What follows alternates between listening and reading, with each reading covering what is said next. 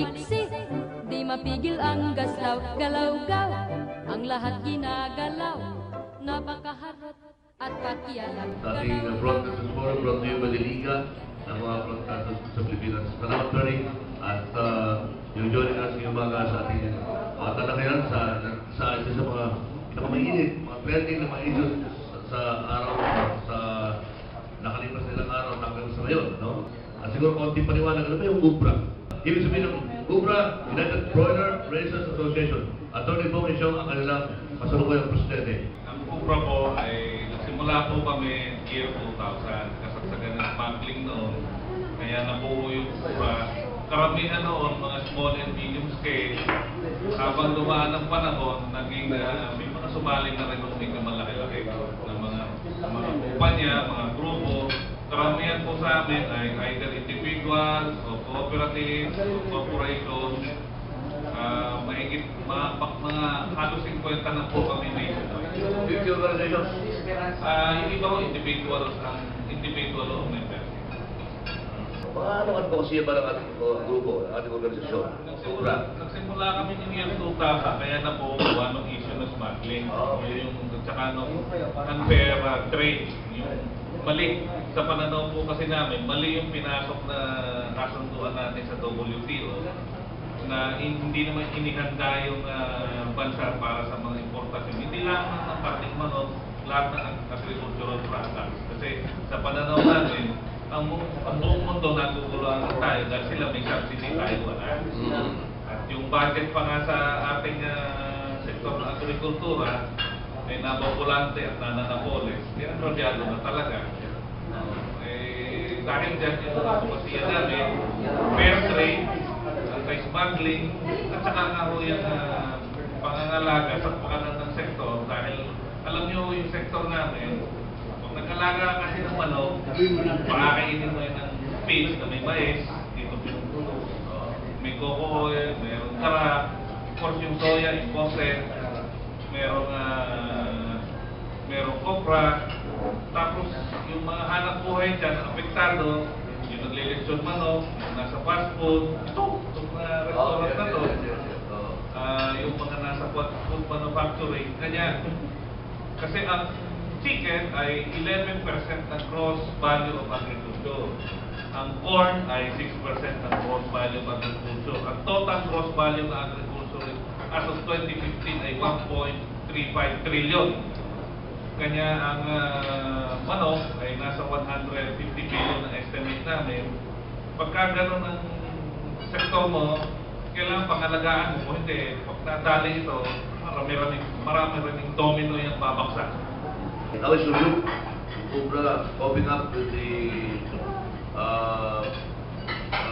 bird issue, no? At kamusta ang epekto nito sa inyo at meron bang first natin malaking epekto na hindi maganda, pero how are you coping up with this particular issue, attorney? Yung medyo small and medium hilong-hilo talaga, para kasi sinipa sa tulo. Dahil baka dun sa bandang taas, parang doon ako sa bandang taas na sipa. Dahil dyan ay marami siguro dyan mag-wait and see sa coming months. Pero yung mahaba ang pise, may kapital, makikita nila yan bilang opportunity. Kanya lang at they will take losses in the first few weeks or first few months. Pero nakita sila na mapabawasan yung kanilang competition. Simple yun, na gano'n. Kasi itong sektor namin, maraming talaga na ito malalakas ang loob. Para natin dito ko sa sektor na ito, kailangan malakas ang loob mo. Dahil pag agriculture ka, pwede kang bagyan eh. Pwede kang i-harass ng FCO, pwede kang i-harass doon sa area kung may fixed and local problem ka. Marami sa amin kung minsan tinatanong sa sarili namin, ba't hindi dito kami sa hanap buhay na ito eh. Kanya lang tumalang ka na pumalakot ka na, mahirap bumalik sa pagpang. So, sa tingin nyo, okay naman ang handling ng Department of Agriculture sa pumuno ni Secretary Manipillo sa problema? Sa kabuuan, dahil kailangan, kami kasi matagal na kami nakikipag-ugnayan sa Department of Agriculture. Alam ko ang kahinaan niya. Sa ito, institutionally weak kasi ang Department of Agriculture. Kasi tumaan po yan sa tinatawag na rationalization. 10 years yan na hindi nakapag-hire ng bagong talent. At dahil dyan, bago po si Secretary Piñon, yung mga veterano na, yung institutional memory, wala na. Yung naman mga naiwan ay kulang sa karanasan, kulang sa datos. Dahil dyan, meron pagkukulang yung departamento, pero kung alam mo yung dinadaanan ng institusyon, maunawaan mo. At bahala na ang sektor na gumawa ng paraan kung paano tulungan yung sarili at tulungan yung Department of Agriculture. Pero sa kabuuan, in fairness to the Secretary, from day one, at least nagdesisyon. Importante yung magdesisyon ka, yung be err on the side of caution, whether you agree with the level of caution niya, masyadong maingat, nagdesisyon, tumaya yung mama. Sabihin, kanya napupulaan eh. Pero tumaya yung mama, sabihin lalaki. Sa amin kasi mga Batanggenyo, importante baling magbabag tayo basta magmaliwanag yung away. Kanya, doon mo i-respeto whether you agree or not with his decisions. Siya naman kahapon sa pulong sinasabi naman niya, it is possible I had missteps. Pero unawain ninyo na ang primary objective ko pa rin para sa kabutihan ng siya rin mismo sinasabi niya, tao naman siya, posible na he made missteps, pero ang assurance niya, kung ano man ang missteps niya, ang layunin niya ay para sa kabutihan ng industriya, ayaw niya kumalat yung bird flu. Kami naman, lampas na kami doon eh. Doon sa issue kung paano tinanganan yung issue ng bird flu, yung implementation. Ang mahalaga sa amin ngayon, ibalik yung tiwala ng mamimili. At yung confidence din ng mga producer. Kasi kung yung mga producer ay kabado, hindi yung maglalagay ng siso sa farm nila, ay sa takot-takot yung local supply mo kulangin. At sayang, mapipilitan mag-import, sa mahal ng dollar na yun, sayang. Ano isang araw kayo ko ng Ilocos, ano to Manila, meron dalawa bakit na bata na titinda ng itlog ng bugo. Ano bata, wala talaga bumili kahit isa. Yun yung gano'n matindi. Ito pangyayari ito, pati yung buyers, walang gustong bumili. Lakayin yun nga po ang isa sa inihain ng Secretary. Magkaroon ng comprehensive communication plan for bird flu. Di matatapos tayo ngayon.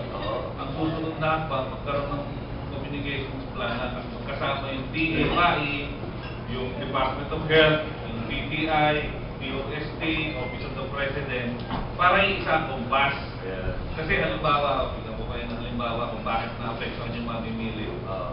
Sasabihin ng DOS, ligtas yan. Basta lutuin mo. Kung ikaw hindi nakakaunawa masyado, parang kailangan maging lutuin mo para maging ligtas. Hindi mo pwede hawakan yung manok ng hilaw o ng buhay. Hindi may problema. Nag-iingat tuloy ng labis. Yung mga ganon. Tapos nga yung signal na hindi pwedeng dalhin sa bismil. Yun din, nagtanong yung mga tao. Kanya kahapon, nilift niya yung ban with conditions. Mabilis ang reaction ng market. Tingin namin baka hindi na magdire-diretso yung pula. Ang problema na lang kung gano'ng kabilis yung recovery. Kasi bago po inanunsyo yung bird flu sa San Luis, below cost na po yung mga small and medium yung hindi integrated na operations, nasa 65 pesos. Ang cost ay, ang range niya ay 70 to 75. Kasi break-even range po kami, hindi kami eksakto. Depende po sa efficiency ng farm yan. Hindi mo kasi kung timetable mga ilang buwan ba, diba makarecover kaya? Ay, hindi pwedeng buwan ang bilangin dyan. Maraming magpapaalam. Maraming ihimlay na grower dyan. Ang biro nga ngayon, kahapon doon sa Viber ng asosasyon puno na ang imbakan ng manok, yung cold storage. Baka pag hindi ito magbago, ang masusunod na mapupuno ay mental hospital. Yun ang biroan na. Pero pinapalad pa rin, ay siguro yung Diyos may awa to sa mga hangad na nasa negosyo na ito Medyo mukhang merong reversal ng trend from collapse. Hopefully. And sana within the next week or so, kahit na lugi pa, at least binibili na. Ang mahirap kasi na lugi ka dahil hindi binibili. Hindi man lang bumalik yung bahagi ng kapital. Bakit mo lang zero ang balik sa kapital? Yun ang nangyayari ngayon sa karamihan ng maliliit na magmamano. Mga ginagawang budol-budol pa, ito komisyonal sa rin. Nakakatulong ba? Ibang announcement ni Secretary Piñol kung ang mismo presidente, ikaw, pupunta ng San Fernando at magsasagawa ng budol-budol doon. Kaya nakakatulong mo kasi nung sa Pampanga, yung naman nakakaan yung mga local officials doon. Sa tulong ng ibang miyembro namin doon, nag-sponsor at the local level ng mga ganyan, yung chicken eating festival. Nakatulong ng ilang person. Mas nauna silang medyo, mas nauna pa nga bumawi yung Pampanga kaysa doon sa ibang lugar Yung Pampanga na ando doon mismo ang San Luis kasi nagtulong-tulong yun. Doon naman nahahangaan yung mga local officials doon. Nakipagkatulungan doon sa sektor. Ngayon yung kay Presidente naman, tama yun kasi ang history po niya. Noong 2004-2005 na nagkaroon ng yung maling report na may bird flu dito, tapos nag-collapse na ng presyo. Si President Arroyo, naalala ko, kumain kagad ng manok. Na-reverse kagad yung trend. Hindi naman sa tinatawaran natin si President Arroyo, pero mas popular itong Presidente na ito. Pinagkakatiwalaan niya ng mga tao na pumatay ng tao. Ibig ko sabihin, given his popularity, mas malaki impact niya, given his popularity, and given the kind of communications we have, yung social media. Kasi patawarin nyo na ako, sinauna ako, wala ako yung mga Facebook na yan. Yung Viber nga, napili. Malaking kasalanan nitong crisis sa akin. Wala akong Viber bago itong crisis na ito. Napilitan ako, pinilit ako ng mga member ko magkaroon ng Viber. Ayaw ko sana. Ayaw na yung Ubra is na malaban sa smuggling. Parang kayo po yung nag-monitor. Pero din po ba instance dito sa problema sa bird flu na pumasok yung issue na smuggling? Yung nananalaan dito sa gobyerno. May na-monitor po. Yung ang nais namin pagkatapos nito, hindi lang namin mapagtuunan kasi inuuna namin yung consumer confidence. Pero kailangan tutukin natin saan nanggaling yung problema Kasi dalawa lang naman yan, either migratory birds o trade, meaning may pumasok na produkto galing doon sa pinagbabawal ng bansa. Doon sa migratory bird, para sa kaalaman ng lahat dito, kanya maraming namuhunan sa manok mula noong 2004. Noong 2004 kasi nag-mutate yung virus. Yun ang paliwanag yung mga prospective investors, pinaliliwanagan yan ng mga dalubhasa sa larangan na yan na huwag kayong mag-alala sa bird flu kasi nagbago na yung virus. Dati kasi yung virus, yung mga migratory birds, carrier lang ng virus. Hindi sila namamatay, kaya takot na takot nun kasi pag lumipad nga naman, mag-landing dito na. Pero noong 2004, ang paliwanag ng mga dalubhasa, hindi na lang carrier, namamatay na rin yung mga migratory birds. Doon sa Hong Kong Island, sa China, makalipad man sila, ang landing nila sa dagat, hindi na dito sa Pilipinas. At ang Pilipinas, stopover lang ng migratory birds, puntang New Zealand at Australia and Indonesia. Kaya sa ganung kaisipan, hindi mo maintindihan kung paano mo akusahan ng migratory birds ang pinanggalingan ng problema. Ang sinasabi namin, tingnan din yung trade. Kasi may mga nakakarating sa amin, may mga nakapasok ng produkto galing sa mga bansa na may AI, na avian influenza, nakapasok. Gusto namin tingnan yun, bini-verify pa namin. Ay ayaw na namin ihalo ngayon dito sa efforts namin na magkaroon ng consumer confidence ulit. Kasi kailangan matuntong kung saan ang galing at para hindi na magulit. Yan nga, ang consumer natin ng manok. Kung Pilipinas, ilan po nila bawat buwan? Ayon po sa datos ng Philippine Statistics Authority, yung tinatawag nila sa internet na country stat. Pag pinutik-tik niya yung Google din yung key country stat ng tungkol sa agricultural production. Ang chicken, noong 2015, nag-produce ng 1.66 million tons of chicken, or in short, 1.6 billion kilos. to 2016. Ngayon, for purposes of computing today, mahina ako sa math eh. Lagay nyo na 1 billion chickens ang pinuproduce natin, 1 billion broilers ang pinuproduce natin. Palagay nyo na, pag kinatayan ng average ay 1.2 kilos. Ibig sabihin, 1.2 billion kilos. Divide mo by 12, 100 billion kilos. Yung sa 100 billion kilos, nationwide yun. Pero dahil po ang Region 3 at Region 4 produces 40% of the chicken, ibig sabihin 40 million a month ang nanggagaling sa Regions 3 and 4. Eh dahil yun ang apektado, lamang sa hindi, yun ang napunta sa cold storage sa malaking bahagi noon. Yun din yung hindi nabenta, doon din nanggaling pagkalugi. Pero nationwide ho ang impact niyan kasi may mga sisiw ho na dito rin nanggagaling sa Luzon punta ng Mindanao. Now, doon sa kabuuang requirements ng manok, Buong bansa. Ilang porsyento ang locally produced? Yung 1.66 na ho na yun ay locally produced po yun. Yan ba? Production po yun. Yan ba kabuuang requirement sa chicken ng bansa? Ah. May ilang porsyento galing sa ibang bansa? Ganito po, no, kailangan dyan po nagkamali ang DTI at saka POI doon. Pag tinignan niyo po kasi yung import numbers ng importation ng chicken, akala niyo may makikita kayong total doon 234 million kilos.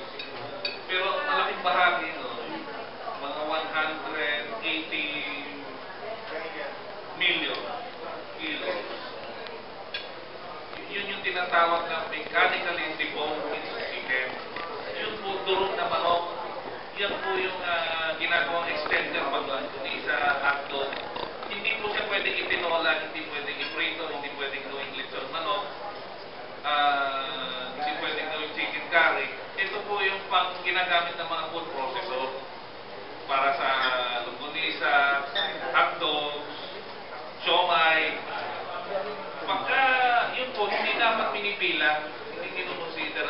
Kukonsider mo lang yung mga leg quarters na tinatawag galing sa US.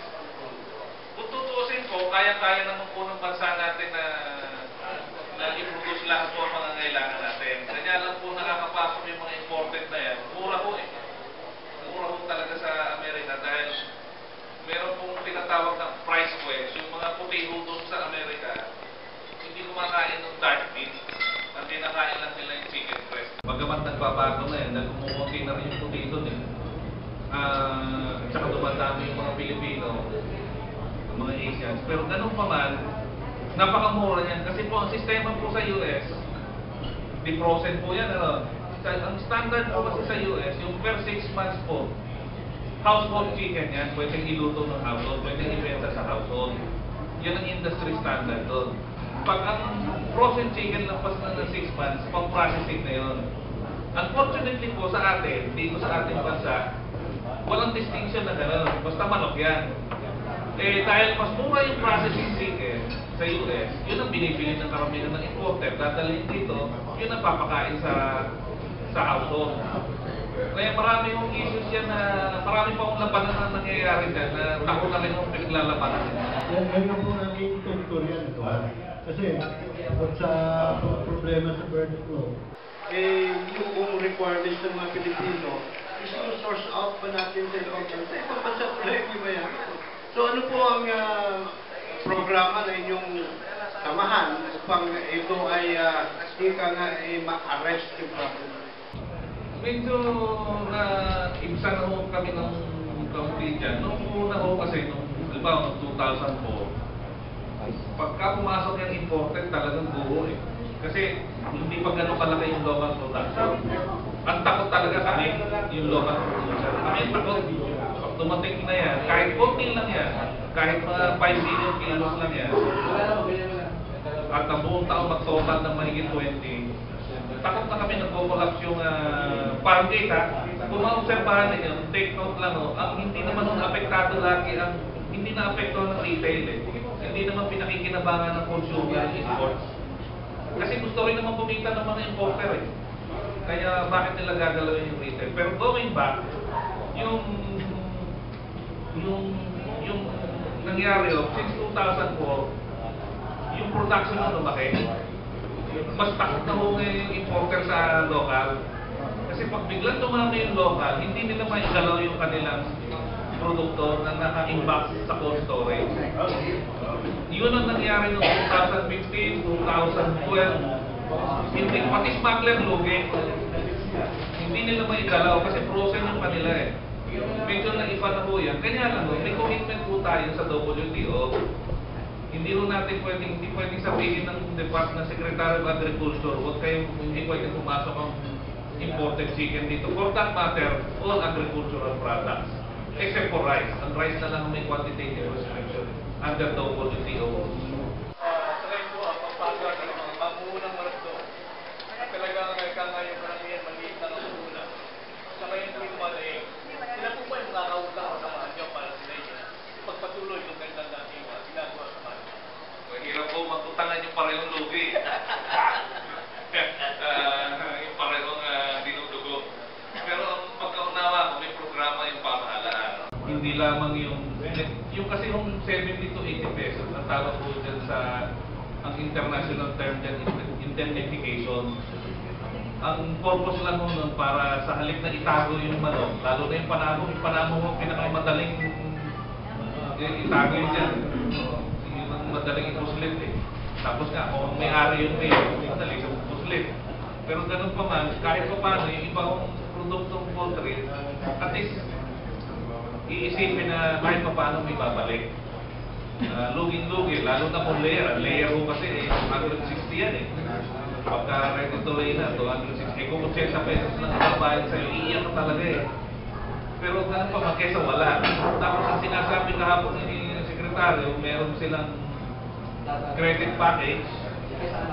Kami naman ang sinasabi namin, total naman, karamihan po naman ng nasa industriya, eh hindi naman makautang po kami sa private bank sa mga commercial bank. Karamihan naman utang kami sa government financial institutions. Kasi yung mga private banks, hindi naman tumatanggap niya ng agricultural lang as collateral eh. Nagbabayad lang yan ng penalty sa central bank eh. Kanya ang pinakiusap namin, kung pwede, bigyan ng policy instructions yung mga government financial institutions na yung may mga utang, adopt a policy of liberality. Tulungan. Kasi talagang ito, daig pa yung sinipa ka sa tuhod eh. Daig pa. Bilang nasamahan po, ay nagagabayan po ba yung mga nanungunan sa kontrata? Nasasyon pa ay kagay Nakakausap po niya, nabibigay na ikaw ng seminar para Ganito po kasi, broiler po kami. Broiler yung association namin. Kami mo yung 30 to 35 days ina-harvest na. Ang tinamaan lang po kasi doon, yung bugo, yung itik, at saka yung layer. Pareho lahat sila nangingitlog. Walang yan sa loob ng samahan namin. Ganun pa man, may mga multi-sectoral formations naman ho, or groups na bibigay ng pinaalam yan sa ibaba. Ang question na lang ho, kung gagawin ng pamahalaan yung sinabi niya. Hindi, importante po yung pagkalingatan ng mga negosyante. Ano ba, presyo ng negosyante ay hindi na periso. Yung mga periso, kinaganahan pinutong natin. napayuan, tinutulungan sa magitan na ikaw nga yung pag-aala, papawi rin siya. Yung pag-aalaga po na samahan, kaya sabihin natin yung ikaw kayo, pero ang category ay parang pa rin po nalagan. Ang inaala po natin, so, kinakalinga po ba ng samahan ang mga ganong sako ng mga nanunungin? Yung nasa nakapanood po sa asosasyon namin, yun po, halos walang tigil na pagpupulong namin. Sa katunayan nga ho, yung unang araw ng announcement po dito, unang araw po ng 3-day na poultry show sa Mall of Asia, magkakasama po kami, broiler, layer, at saka yung magsasabong. Ang laki ng sakit ng ulo namin doon dahil yung ibang mga exhibitors gusto paalisin yung mga magsasabong. Kinausap pa namin yung SMX na wala namang mga bird flu yan eh. I had to talk to the manager of the SMX, talk to us. Sabi ko, gusto mo sabihin mo dun sa exhibitor, mamili sila ng miyembro nila na kinasusuklaman nila. Sasamahan ko dun sa gitna ng magsasabong. Tingnan natin kung sino unang mamamatay.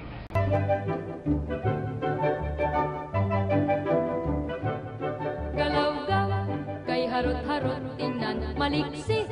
Di mapigil ang gaslaw, galaw-gaw, ang lahat ginagalaw.